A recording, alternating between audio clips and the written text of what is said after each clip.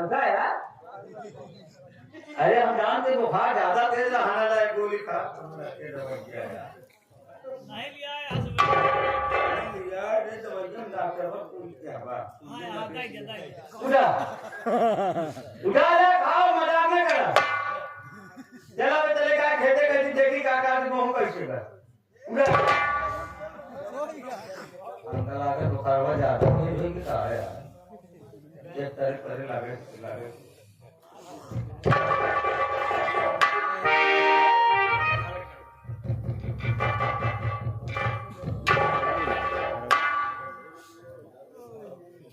काका तो एकदम मजे सो गए वाह रे वाह शेर की धारी लाल वाह रे वाह शेर की धारी लाल आज तूने अच्छा नहीं किया आज इस भोला किसान को गोली मारकर तूने अच्छा किया न तो इसकी बेटी ज्योति दिखाई दे रही है नहीं दीपक भैया दिखाई दे रहे हैं मैं करूं तो करूं क्या करूं सबसे पहले मैं इनकी लाश को ले चलता हूँ शमशान घाट इनका कफन दफन करता हूँ कफन दफन करने के बाद अगर दीपक भैया शहर से वापस आते हैं तो मैं उनको सारी बात जरूर बताऊंगा सबसे पहले मैं चाचा जी की लाश को लेकर के चलता हूँ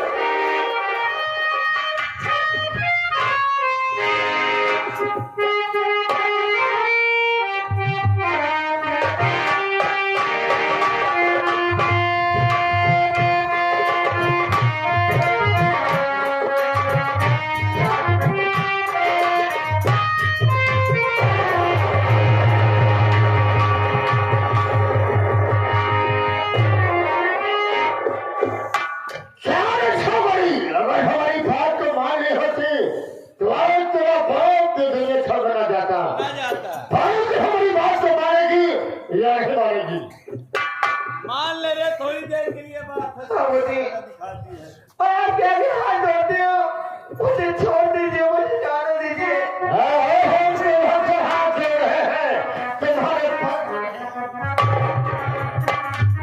मेरी बात को मान मेरी जाने मन नहीं मानोगी मेरी बात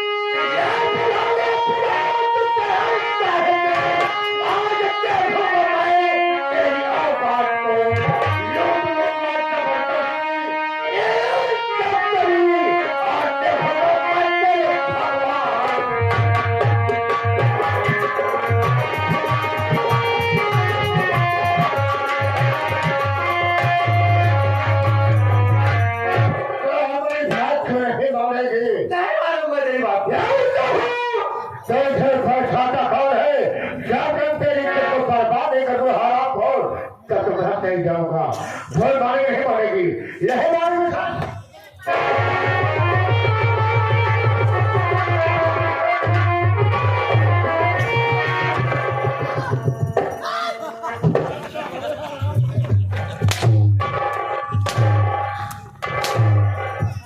सारे लौटिए भाग के दूसरे मुझे पकड़ रहा है। अब आप क्यों जाओ? इसका पीछा कर, एक दो गाड़ी कहाँ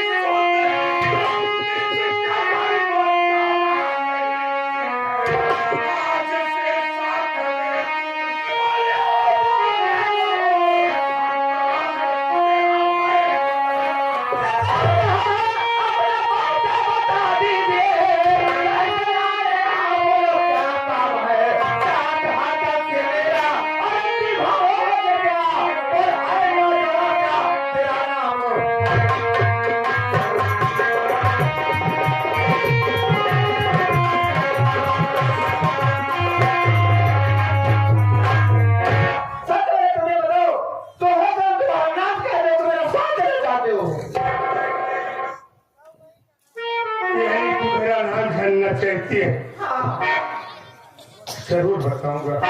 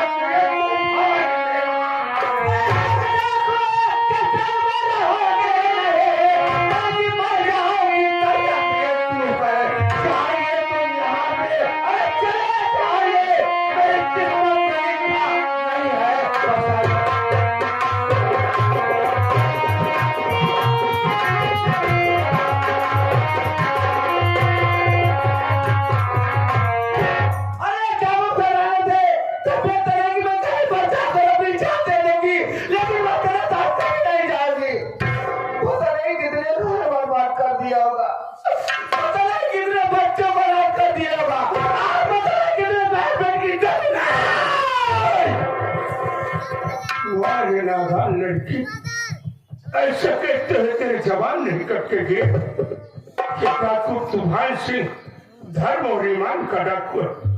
हर बहन को बहन समझता है, हर माँ को माँ समझता है।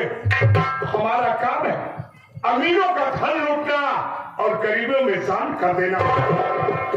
मरने से पहले मैं केवल तुझसे इतना जानना चाहता हूँ कि तेरा नाम क्या है और तू कहाँ की रहने वाली है? कौन ऐसा दरिंदा पैदा हो गया कि तुझे मरने पर मजबूर कर दे? मेरा नाम ज्योति है और मैं गाँव चंद्रपुर की रहने वाली हूँ। हमारे पिताजी का नाम भोला किसान था।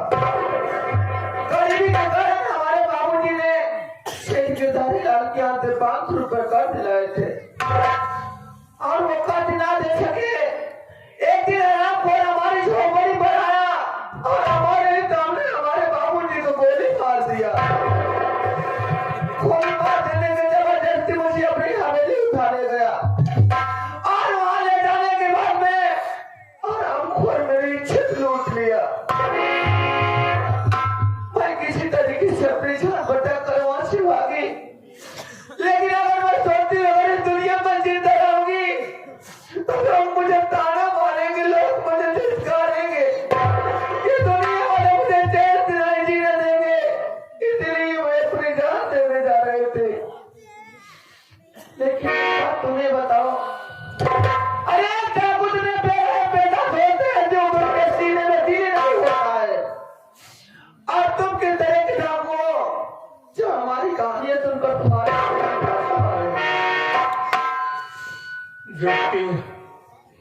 आज तुझे अपनी बीती हुई कहानी बताऊंगा, उसके बाद मैं यहाँ से चला जाऊंगा। तेरा घर चंदनपुर में, तेरे चंदनपुर के बगल एक रामपुर गरीब बस्ती है। उससे गरीब बस्ती का रहने वाला मेरा नाम मोहन है। तेरे देश में मेरी 5 फीट में गरीबी के कारण मैं भी गिरधारी लाल के 500 रुपए गरीबी के कारण कर्ज नहीं दे पाया। एक दिन मैं शहर काम करने चला गया।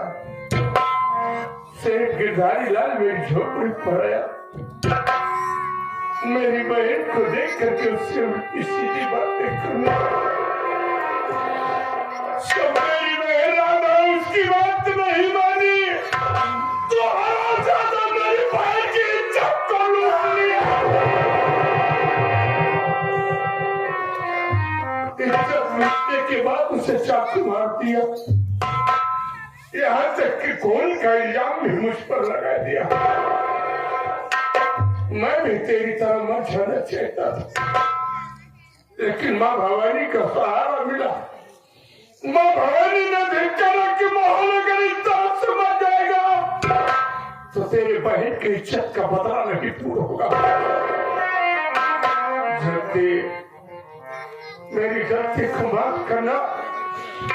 आखिर ये तन पर काला निवास और हाथ बंदों को दिया तो अपनी बहन की इज्जत का बदला चुकाने के नहीं कि किसी की बहन बेटी की इज्जत और आबरू लूटने के लिए। मुझे माफ कर देना, मैं यहाँ से चला चला।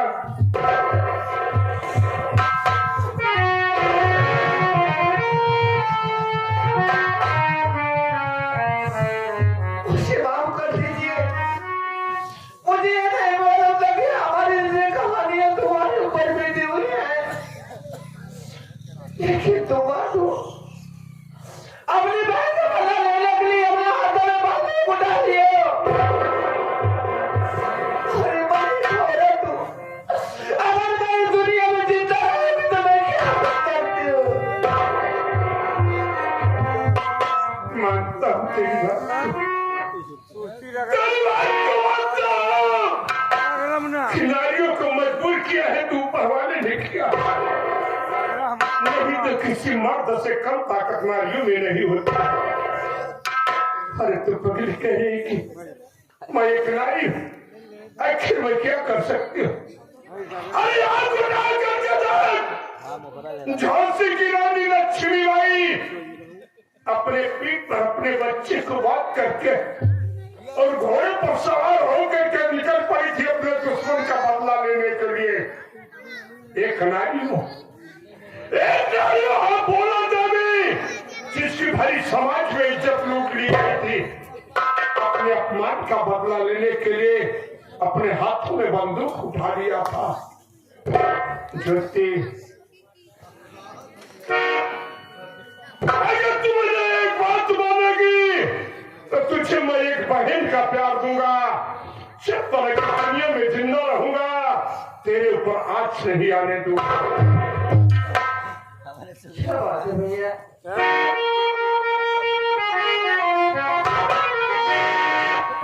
आज से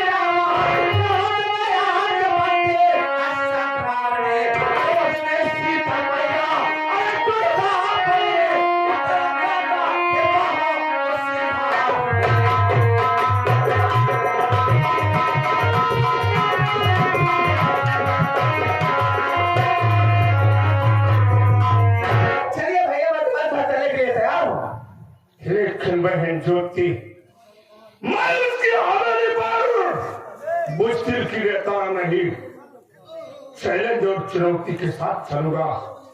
चल इसी जंगल में किसी इंसान का तलाश करता हूँ, मैं उसके घर एक लेकर पहुंचाऊंगा, उसके बाद उसकी हवेली पर चलूंगा। चलो आ चलते हैं।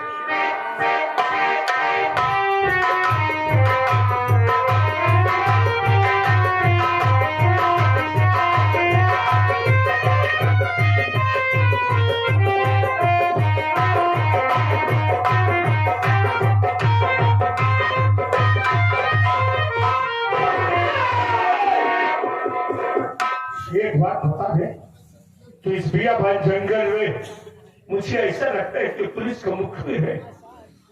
नहीं सरदार जी, मैं किसी पुलिस का मुखबिर नहीं हूँ, न ही किसी थाने का मैं खबरी हूँ, बल्कि मैं भी गरीब असहाय लाचार व्यक्ति हूँ।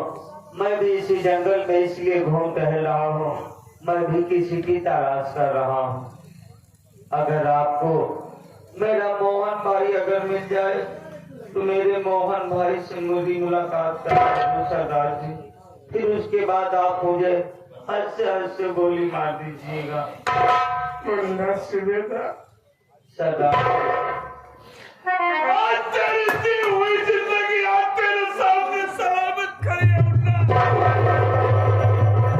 नहीं, मैं नहीं मान सकता। मेरा मोहन भाई सब कुछ कर सकता है, लेकिन वो डाकू नहीं बन सकता। नहीं मान सकता। मैं मानता हूँ तेरी बात को, कि तू मेरी बात पर विश्वास नहीं करेगा। एक बात तू बता, तूने मुझे सेठ गिरधारी लाल की हवेली से जंगल में आंख और कलेजा निकालने के लिए लाया था। हाँ लाया था। वहीं से तूने मुझे आजाद कर दिया। जब मुझे कुछ नहीं रास्ता दिखाई दिया तो मैंने इस रास्ते पर उतर गया। मुन्ना सुबेदार भैया, मैं तेरा एहसान इस जन्म में नहीं बल्कि उस जन्म में भी नहीं चुका सकता। नहीं भैया नहीं। अगर एक गरीब के काम ना है तो इसे इंसानों को जीने से कोई मतलब है नहीं भैया। क्या तू मेरा एक एहसान अर्ज करेगा भाई? क्या मेरे भाई? एक कागज और कलम ले आओ।